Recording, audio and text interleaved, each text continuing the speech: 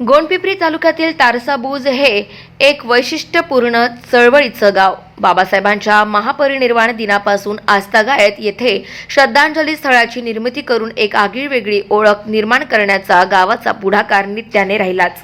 1991 मध्ये लोकवर्गणीतून डॉक्टर बाबासाहेबांचा पूर्णाकृती पुतळा बसवण्यात आला आणि आता रयतेचे राजे छत्रपती शिवाजी महाराजांचा पूर्णाकृती पुतळा गावातील मुख्य चौकात लोकांच्या मदतीतूनच बसवण्यात आला. एकंदरीत गावाला लाभलेला हा महापुरुषांच्या चळवळीचा वारसाच म्हणावा लागेल.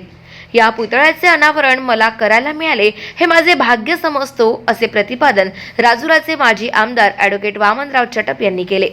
तारसाबुज येथे साकारण्यात आलेल्या सिंहासनरूपी छत्रपती शिवाजी महाराजांच्या पुतळ्याचा आदर्श अनेकांनी घ्यावा. शिवाजी महाराजांनी स्वराज्य स्थापन केले, ते कशासाठी आणि कोणासाठी हे समजून घेऊन त्याचे चिंतन करण्याची वेळ ही राज्याभिषेक नंतर 350 वर्षांनी आपल्यावर आली आहे, असेही मत त्यांनी या प्रसंगी व्यक्त केले.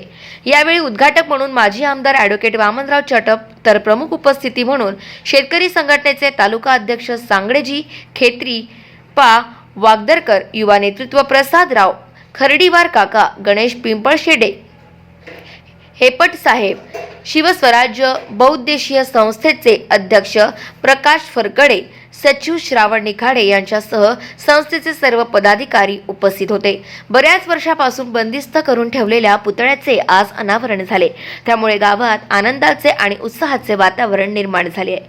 कार्यक्रमाचे प्रास्ताविक राज कपूर भडके यांनी केले, तर संचालन आणि आभार माजी उपसरपंच अमित फरकडे यांनी मानले.